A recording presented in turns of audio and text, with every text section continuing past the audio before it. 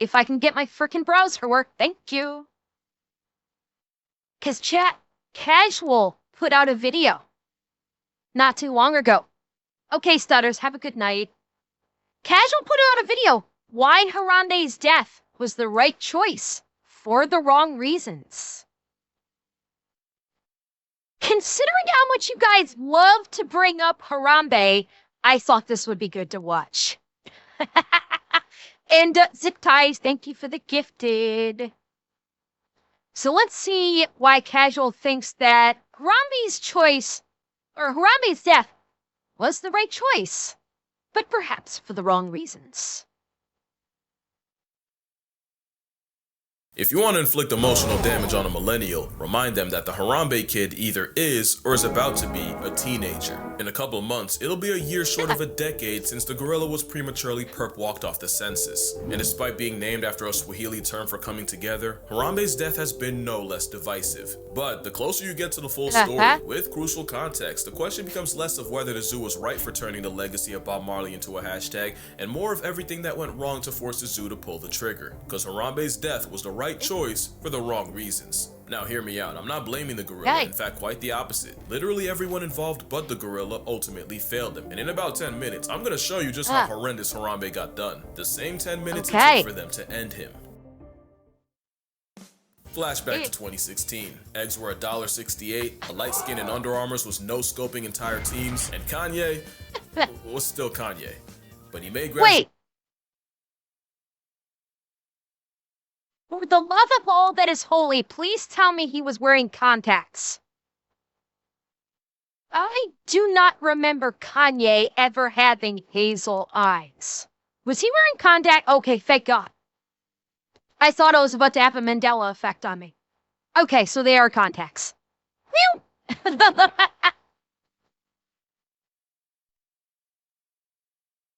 All was good until a 3-year-old canon event changed the course of mankind. On May 28, 2016, a mother took 4 children to the Cincinnati Zoo and got to the gorilla world habitat when the youngest boy said he wanted to go swimming with the gorillas. She went back and forth with him and then turned around to start putting kids in strollers when she heard a splash, followed by immediate screaming. Like any other human, she went to the railing, and that's when her mind took an indelible screenshot when she realized, Cincinnati 911. Hi, my son fell in the zoo exhibit at the gorilla. There's a male gorilla standing over him. I need someone to contact the zoo, please.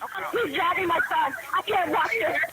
In an unfortunate case of free will, the 3-year-old climbed the 3-foot fence, army crawled through 4 feet of bush, and before anyone could grab him and save the timeline, he fell 15 feet straight into the gorilla mode, where he was confronted by 450 pounds of adult primate. Harambe didn't seem especially aggressive, but watching him ragdoll the toddler likely took years off his mother's life. No one could say what was going through the gorilla's mind at the time, but we know what went last. Because at about 4:10 p.m., about 10 minutes after the boy fell in, a member of the Cincinnati Zoo Dangerous Animal Response Team life-retired Harambe with a bullet to the head. And life as we knew it was never the same. The slain simian was mourned by millions and memed by even more, to the point where there are people who use their right to vote on the corpse of a Kennedy gorilla, and that is the most political statement that will ever come out of this channel. But before we can judge what had to be an impossible decision, it's only fair to look at every angle, starting with the nature of gorillas. Gorillas aren't the menaces to society and skyscrapers we thought they were. Male gorillas are way more child-friendly than the average orang and chimpanzee. It's been said that the males that babysit more are considered more attractive to a tribe of hairy women. That's how they got their name. And being good with kids is more of a turn-on than size, strength, or status. It's proven that guy gorillas on daycare duty will have 5 times as many children as those that avoid it, which is probably why they fight so hard for custody. You've never seen a gorilla hit the burners like that. But gorillas don't need Maury. They'll even step up for children that aren't theirs. A couple years back, the alpha gorilla of a group in Rwanda got sick, and since in sickness and in health is a human construct, the 4 gorillas of the group left, abandoning not just their baby daddy, but their progeny as well. With the infants barely old enough to feed themselves, it should have been curtains. But this story had a plot twist. The sick male had a brother, Kubaha, and Unc stepped up and looked after them. They'd sleep in his nest, treat him like a literal jungle gym, and he single-handedly kept the next generation up. And Kubaha wasn't an anomaly. In 53 years of gorilla research, it's proven that orphan mountain gorillas that lose their mothers early on don't have a greater risk of becoming a statistic because the males will often step in. Not only did a different study show the exact opposite happens to baby chimps, monkeys, and baboons that get the Bambi treatment, even if they do survive, they inherit zero social rank and virtually no chance at having children. It's the same story for animals like elephants, orcas, and hyenas. Being motherless is social cyanide, but not gorillas. Having one mom short of a full house, oof, has zero effect on their social status, and it's believed that since mama gorillas often dip out before their babies mature, the males have evolved to cushion the blow. Plus, with chimpanzees murking monkeys, bush babies, that's a bush baby, and even doikers for food, and even the good vibes tree hippie known to turn lorises into lunch meat, gorillas pretty much being knuckle-walking lawnmowers probably doesn't hurt Harambe's case. Gorillas go out of their way to avoid conflict, and you really won't see them beating on something weaker than they are, unless they did something to deserve it. Oh, that guy took him down. The rules of nature often change when you're talking about captivity. A wild orca has apparently never depulsed a person, but those confined to a glorified fishbowl have a body count. Pandas normally mate, date, and procreate no less than the average black bear, but those in captivity often get less play than Helen Keller's Spotify. In captivity, yeah, that's true. That's true. I remember hearing stories about with the it's a zoo in Japan, I think it was, that they were outsourcing to try and find mates for their panda to try and repopulate. Because I can't remember if they had a male or a female in their zoo. They were trying to repopulate the species, and they like outsourced to other countries to get another panda in there, and actually had to work at it to get the two to mate. So yeah, captivity does things to a brother and a sister. But those in captivity often get less play than Helen Keller's Spotify. In captivity, mother gorillas will often reject their own babies, and it happens a lot more than you would think, so maybe the parental instinct doesn't apply as much to a gorilla behind the glass. Yeah, no, because if I had a nickel for every time someone's son ended up in a gorilla enclosure, I'd already have 2 nickels by the time player number 3 decided to keep the tradition alive and airdrop himself to the gorilla grotto. On August 16th, 1996, another 3-year-old fell nearly 24 feet into the Brookfield Zoo gorilla exhibit. In a scene you've definitely seen before, 8-year-old Binti Draw climbed down to the boy, cradled him in her gorilla arms for nearly 60 feet, and gently placed him at the employee entrance where officials could get him. But what you might not know was that Binti was one of those gorillas rejected by her mother and was hand-raised by humans. Part of this raising meant her caretakers had to train her to be a mother once she became pregnant with the same baby riding shotgun while she rescued the boy. Part of this training included handing off her baby to staff for checkups, so there was low-key an argument as to whether this was an actual gorilla guardian angel or just an animal doing what it had been trained. Well, almost a decade earlier in 1986, 5-year-old Levin Merritt followed the same script, falling into the gorilla pit and knocking himself all the way out. And 25-year-old Yumbo stood protectively over the boy, gatekeeping any other gorilla from him, and when the child regained consciousness and cried out, instead of matching his energy, the silverback calmly led his family to a small hut on the other side of the enclosure. But unlike Binti, Yumbo wasn't human-raised or trained in childcare. This was actual gorilla free will that looked after the injured kid. So now you might be confused, because if you were on the fence on the Harambe happening, hearing about their social psychology and the gorilla history lesson would have surely kicked you onto the Harambe side. Well, every gorilla's different, so let's talk about the story of Harambe. You know, before he became a hashtag. Harambe was born in... And Black Hawkeye, thank you for the tier 1. Thank you very much. So, okay, just so I'm clear. So this gorilla was not raised in captivity. That speaks much more loudly to the paternal instincts of gorillas. Because let me make sure I'm understanding what he said correctly about this gorilla. On the other side of the enclosure. But unlike Binti, Yumbo wasn't human-raised or trained in childcare. This was actual gorilla free will that looked at... So this speaks much more to accurate instinctive behavior in a gorilla. That they recognize a child as small and weak and have a natural protective parental instinct to a small, weaker being.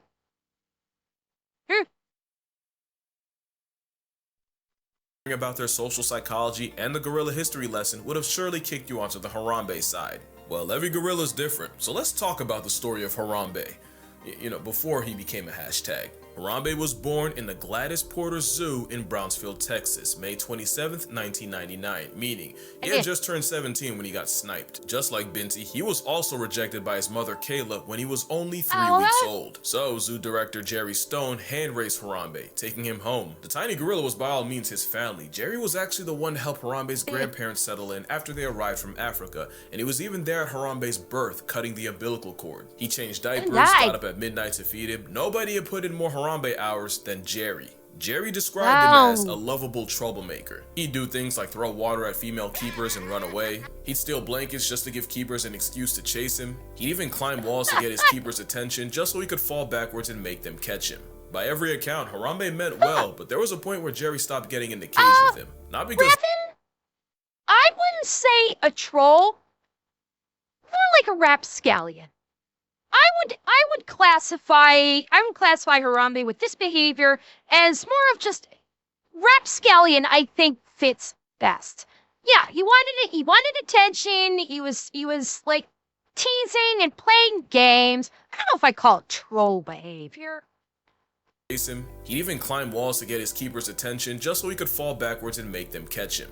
By every account, Harambe meant well, but there was a point where Jerry stopped getting in the cage with him. Not because he was aggressive, but as he got bigger and stronger, there was a legitimate chance he could accidentally roughhouse Stone into eternal submission. But Jerry also noted that Harambe always looked after his siblings, fully embracing the big brother role. But on January 6th, 2002, before Harambe was even 3, someone left chlorine cleaning tablets way too close to a space heater, causing a leak of toxic chlorine gas that suffocated the gorillas. Zookeepers immediately called EMTs, and by administering oxygen, they were able to revive 8 of the gorillas. But there were 3 that never woke up: Harambe's mother, brother, and sister. Yeah, Harambe got hoed by humanity long before Cincinnati. Speaking of which, almost 10 years later in 2014, Harambe was now 15, and time came for him to be relocated to hopefully start his own troupe. Jerry actually pushed for Harambe to be sent to Cincinnati, that way he could contribute to their breeding program. And in September, the gorilla named after a Bob Marley song was transferred to the Cincinnati Zoo and Botanical Garden. And less than 2 years later, he would exist only as a statue. So there, now you have more background information than 90% of anyone who's given their opinion. Everything so far points against Harambe being a threat to the toddler, yet experts like Jane Goodall, Jack Hanna, and primatologist Franz de Waal all seem to agree the zoo made the right choice. And I'm with them. Harambe had to die. But why? Basically, it was the best of a bad situation. A lot of people say tranquilizers, but tranks don't work the same way they do on TV. It can take 10 minutes to take effect, even longer when the animals turned up. There was a story of 2 polar bears wandering too close to town in Churchill, Manitoba, and the first bear was slept and put in polar bear jail. Yes. But the second bear had no reaction to the same trank. If anything, it probably made him mad. But the real reason tranquilizing wasn't an option. This is Cha-Cha the chimp. Cha-Cha went full Caesar and escaped the Yagiyama Zoo in Japan, and I want you to see what happened the moment he got darted. That man was a second away from becoming an Instagram reel. Animals don't understand the concept of anesthesia, but they do understand getting shot in the back, and in those 10 minutes to take effect, Harambe could have been the most dangerous gorilla outside of Hollywood. The next option would have been trying to have the keeper rescue the kid while distracting Harambe, but here's the thing. The moment the kid fell in, zoo officials signaled for all the gorillas to come inside. The 2 females complied, but Harambe, he was also using free will. Clearly he wasn't in the mood to cooperate. The last argument is that Harambe wasn't hurting the kid. In fact, it looks like he was protecting him. I actually agree. I think the father instinct was doing a lot of heavy lifting, but here's the thing. And I think I know where Casual is going with this. He was being protective, but he is so much stronger than the child. The protective instincts that Harambe was exhibiting could have hurt the child unintentionally. Like we saw that brief clip earlier where he was dragging the child, over. To Harambe, that was being protective. And yeah, he was treating the child like a gorilla child who could handle that kind of treatment.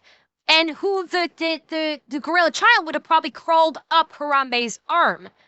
This is a human child. And this is a 500-pound gorilla. It's It's not like us humans where we know we have to moderate our strength when we are dealing with small children versus adults in terms of handling. Harambe was just, didn't know to moderate his strength. He was just basically operating the same as when he was taking care of the other children. And unfortunately, this is the sad part, he was trying to do good. He was trying to do good. He was being protective. And it wasn't his fault that he didn't know his own strength. Look, I have a bad feeling I'm gonna be crying by the end of this. I'm already getting close. I have a bad feeling I'm gonna start crying by the end of this.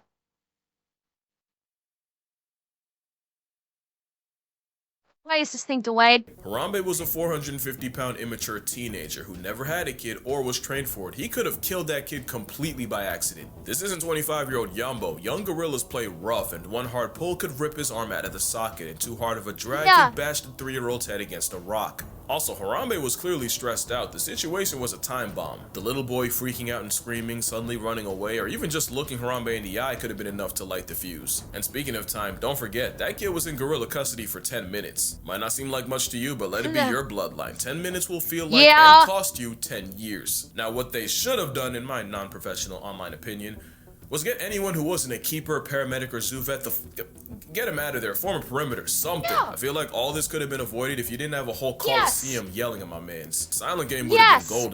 Fuck. Yeah, why is my fucking thing lagging? Yes, he's 100% right. With Robbie, they should have cleared the entire area. Get everyone the fuck out of there. Because Casual is exactly right. You've got God knows how many people yelling and screaming. You've got God knows how many more people that are coming in because they're like, oh, I want to see the shit show. And so they wanted to come in and see what was going on, and they're yelling and screaming too. Yeah, the zoo should have immediately cleared the fucking scene. They should have cleared everyone out except for maybe the mother. Except for maybe immediate family, clear everyone the fuck out. Get everyone out and let things calm. Let the mother call down and talk to her son and let the mother say, you're okay, just be calm. The gorilla's the gorilla's not going to hurt you, to keep the child calm.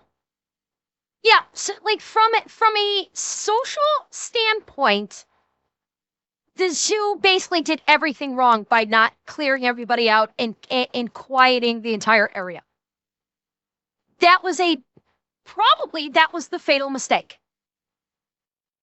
Well, Cortana's, I would be inclined to say no in regards to the mother, only because removing the mother so the child did not know so the child no longer could see his mother could potentially stress the child out and cause the child to panic.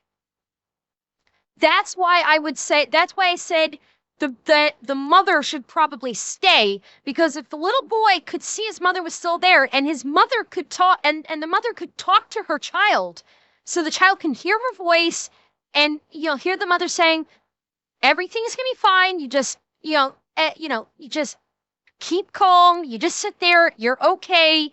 And then the child to be calm, and that way Harambe would not be freaking out because the child was freaking out. If you pulled the mother away, the child would be looking around for his mother, and when he couldn't see his mother, he would start flipping the fuck out. And that would stress out Harambe even further. So, they've been taken to the employee entrance. Possibly Cortana's, that is an option. I don't know where the employee entrance was in relation to where they were. And so I can't say yay or nay on that if that would be a good idea. My opinion is that the mother should have been in eye line of the child, so the child could continue to see his mother. That calm him. If the employee entrance of the enclosure did not allow for the child to see his mother, I could see that being detrimental because he's still not seeing her and he still might freak out. But again, I don't know where the employee entrance of the enclosure was in conjunction to the child's location in the enclosure, so it could have worked. Possibly. Resin, no, I don't think she was charged for child endangerment. I like, honestly, no, and I would be hard-pressed to think that the mother should be charged for that, too. The child, she told that she didn't do anything. Yeah, exactly. She didn't do anything wrong. She was putting her kids in their strollers, and when she goes to turn to put the last child in his stroller, on his own, he climbed the fucking fence. You know, she was dealing with like 3 kids. So I don't put that, I don't put that on the mother. I really don't. The child was a child. The child got in his head, I want to go see the gorillas and climb the fence when mom's back was turned. And any parent, and I know I have parents in my chat, will tell you, you turn your back on a child determined to do something, it takes literally 2 fucking seconds and that child is fucking gone. That's children. So, no, I do not think that there is a fault of the mother. Giselle being in legal scrutiny because of their barrier to the enclosure, that I will agree. They should have, you know, given that this is not the first time a child has climbed an enclosure fence, which has resulted in danger to the child, there is absolutely an onus on the zoo for knowing that this could happen and saying, okay, we need to bolster the guardrails of the enclosures to make sure that small children cannot climb over and get into the enclosures. 100%, yes, there is culpability with the zoo. I absolutely agree with that.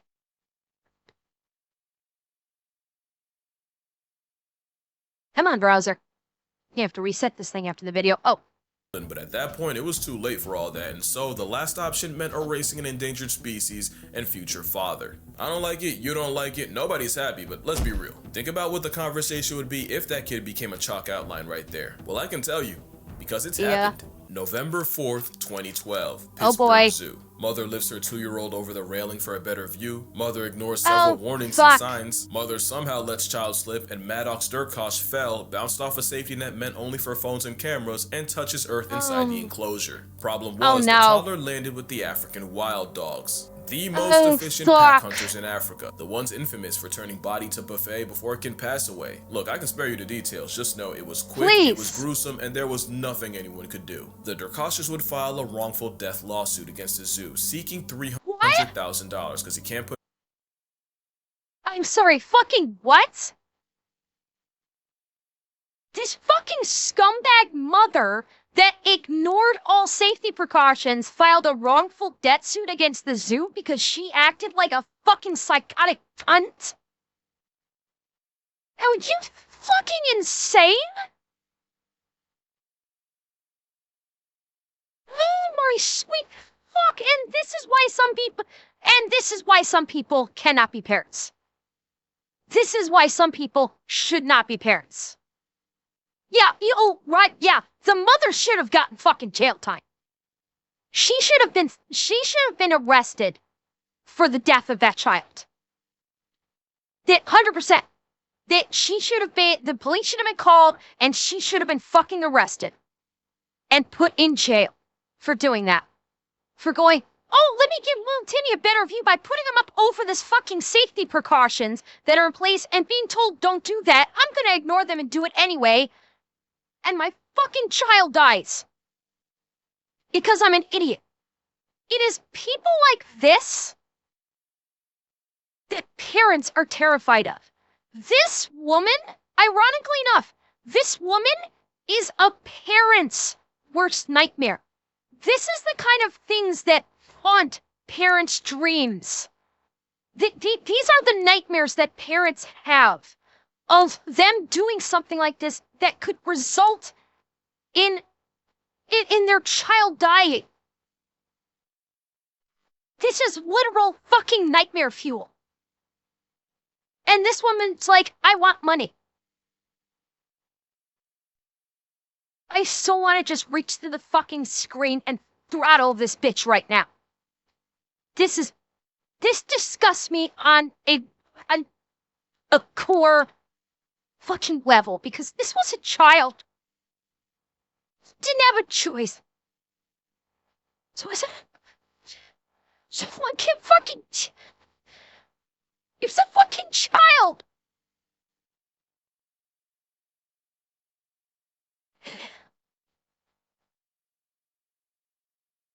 He did! Even if he has his body to it!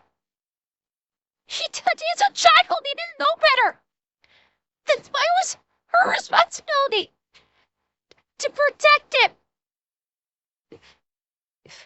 Her only fucking job in life was to protect it!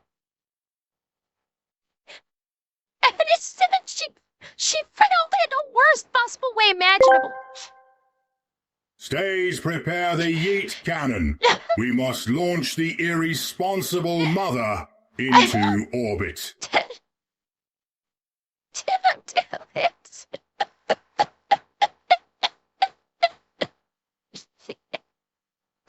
Damn it. Damn it. Oh, God. Oh, shit. Oh, God. Oh, shit. Oh. Oh, shit.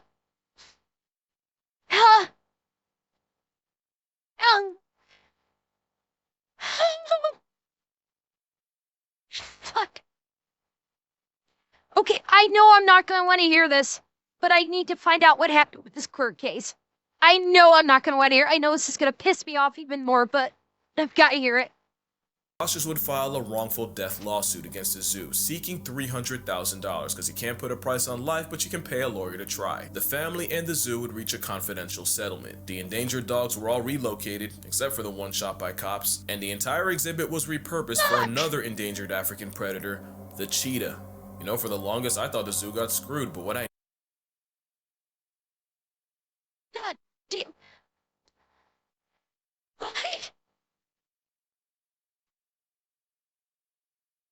Why? Why was there a settlement, and why was she not put in fucking prison? This is why people hate the court system. This is why no one trusts the court system. This woman, her actions directly resulted in the death of her child. And she got a fucking payday out of it. She got a goddamn payday out of the death of her child that she caused. Is there any wonder why nobody trusts the legal system anymore?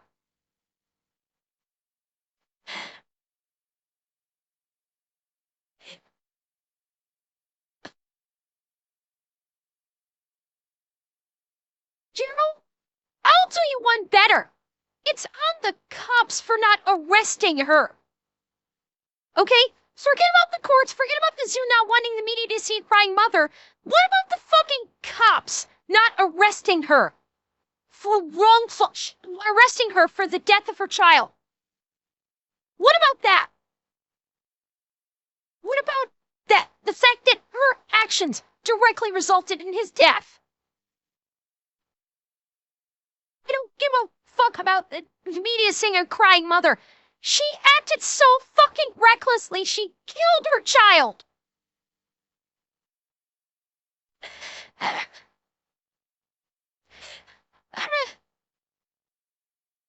Shit.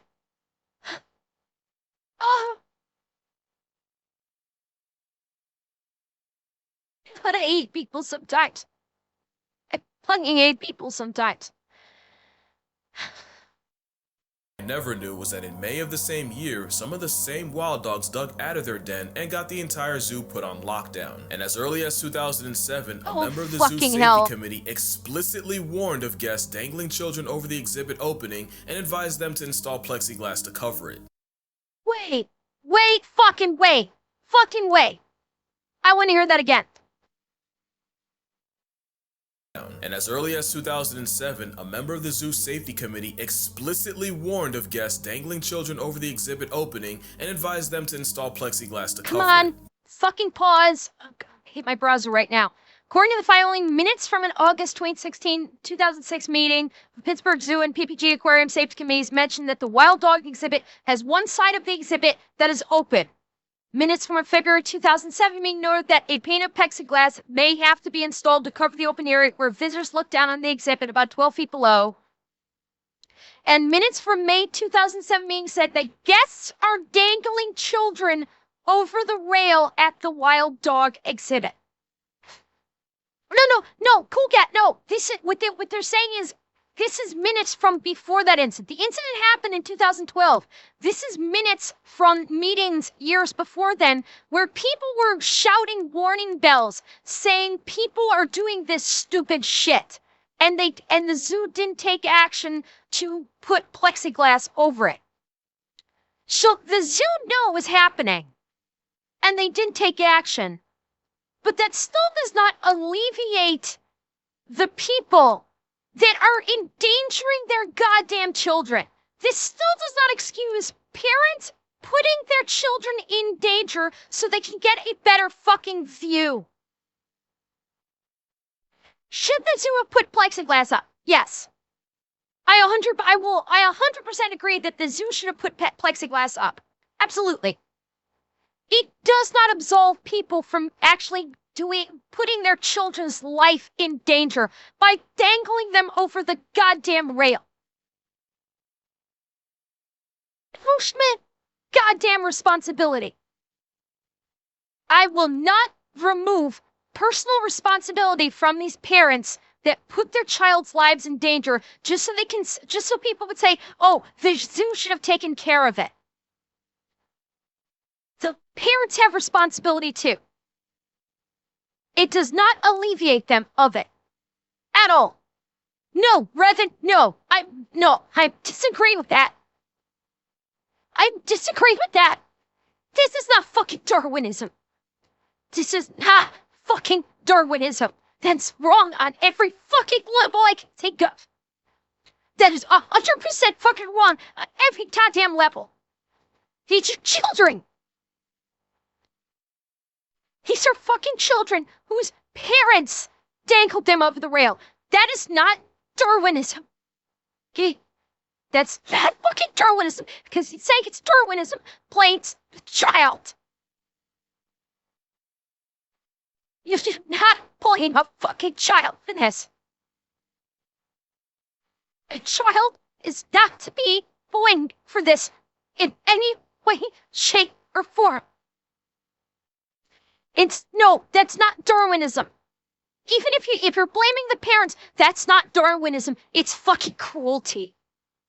It's still not Darwinism. It is human fucking cruelty.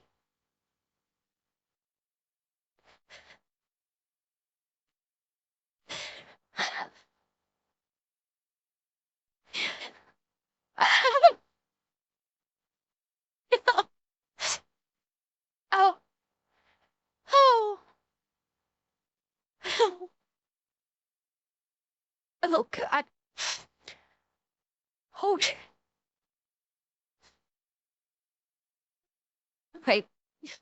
We've got 4 minutes. Let's finish this. But no changes were made until a kid got eviscerated 5 years later. Now, don't think I'm letting the mom off. I got a lot of thoughts, and they're all explicit. But the zoo was liable and negligent, and it cost them and the dogs. Even though common sense would have saved the day. But common sense would have been a godsend on Christmas Day 2007, San Francisco Zoo. Look, we've all heard the story of Tatiana the venge-lusting tiger, so here's what we know. 3 guys, 17-year-old Carlos Sousa Jr. and the 19 and 23-year-old Dullywell brothers taunted a Siberian tiger. Pine cones and sticks were likely thrown at the tiger. The brothers' father admitted that the boys were drunk Tatiana escaped, murked Oh my Sousa, God. and mauled the brothers until she was eventually shot by cops. And the Dhaliwal family settled a suit against the zoo for $900,000, and the Sousa family settled a wrongful death suit for an undisclosed amount. And both brothers would use their second chance at life to get into several run-ins with the law, one including a drunken fight with police, and the younger brother would pass away in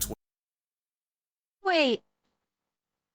Hang on. death suit for an undisclosed amount. And both brothers would use their second chance at life to get into several run-ins with the law, one including a drunken fight Come with on, police. pause, and the damn younger it, brother would pause! pass away in 2012. Fucking hell, my goddamn browser! This is... Oh my god, I want to see those articles. My browser is royally pissing me the fuck off right now. I want to see those fucking articles. Okay. Paul 20 was sentenced in December to 30 days in the Santa Clara County Jail and 3 years probation in that case, but 3 years after sentencing, he was cited for marijuana possession when he was found with in his pocket while in the parking lot. Court records show he was also arrested in March for shoplifting at Target. With the law. The younger two brothers who survived Christmas Day terror attack has been sentenced to 16 months in state prison for violating his probation in a felony reckless driving case where he led police on a 140-mile-an-hour chase. And Duell was sentenced last week in Santa Clara County to 16 months in prison for violating probation in the chase case. He also pled guilty to misdemeanor battery on police officer, resisting arrest and public intoxication stemming from drunken scuffle. Additional jail time. They wanted additional jail time, but they ran a concurrent. So, this is a case of Darwinism. This is absolutely a case of Darwinism. These 3. They've fucked up. It is the ultimate case of fuck around and find out. With this. They wanted to piss off an apex predator. This is what happens. So yeah, this is Darwinism. One including a drunken fight with police, and the younger brother would pass away in 2012 due to unknown causes. By every metric, they fucked around and found out, and the 2 that lived came up almost $1 million off it. But 2 things can be true. The zoo screwed up bad because days after the attack, they said the moat Tatiana had escaped from was at least 20 feet tall. Turns out it was 12 and a half, a full 4 feet lower than federal safety standards. And if you know tigers, that is one fuck of an oopsie. But also, after killing Sousa, Tatiana tracked the brothers down. But because cafe employees refused to let the 2 in, the Siberian Fury pulled up outside the cafe and mauled them again. It took 6 full minutes for zoo employees to realize that the brothers weren't drunk idiots screaming. They were drunk idiots screaming, but not lying about a tiger John Wicking them. And because the zoo was under a Code 1 lockdown, it took another 5 minutes for zoo security to let police and fire units in. Those extra 10 minutes mean a lot when you're actively getting turned out by a tiger. And it probably would have... Well, Colonel, one of them did become a tiger's lunch. One of them did not survive. 2 of them did. 1 did not. Save Sousa's life. 2 things can be true. Tweedledee, Dim, and Dumbass pissed off an apex predator and earned themselves a nomination for a Darwin Award while getting an endangered species past tense in the process. But the zoo was also painfully negligent in every aspect, especially since just a year before, keeper Lori Cummigan was mauled by the same tiger while feeding her through the enclosure's grill, and Tatiana's temper tore the skin off her arm, resulting in several surgeries, skin grafts, and California OSHA fining the zoo for safety violations. Lori would also sue and would also settle for an undisclosed amount. And after Tatiana's final act, the zoo would raise the barrier from 12.5 to 19 feet. So you see, the zoo and Harambe were screwed the moment someone spawned into his enclosure. And really, Harambe was dead the moment he chose free will. In fact, if that child would have died, Harambe certainly would have been past tensed, all the gorillas might have been packed out, and the zoo would have been sued beyond oblivion. The zoo would modify Gorilla World by raising the outer barrier and loading up on netting and fencing, but the real victims here were Harambe, the child, and gorillas as a whole. And as much as I want to dump on the mom, well, the internet's kind of done that already, but kids are walking kamikazes. Not excusing it, because damn it, watch your crotch and the things that come out, but you don't think a kid will, till they do. And mama, I love you, I really do, but when I was about knee-high, my mom turned away for a second at the park, and when she turned back, she saw me on the other side of a pond leaning in. And if both my parents didn't go Usain Bolt and catch me before I fell in, Well, we know how that story ends. I also almost got kidnapped. And I only say that now because my mother never lets me forget it. But yeah, that's gonna do it. Drink water, hug your mother, hold your kids. They're stupid. Rest in primate Harambe, and I'ma see y'all in the next one. Weeks I have been waiting for this day, and it has finally arrived. We have the winner of our contest. It's the Naming the Baby with the Gladys Porter Zoo, and it's the baby gorilla. And we've got the baby gorilla right there. Dan, that's Harambe is her name. Once again, what does it mean again? It means pulling together, coming together, sharing and caring about one another. And what is that, like Swahili? It's a Swahili word, yeah. Oh, wow. This is so fantastic.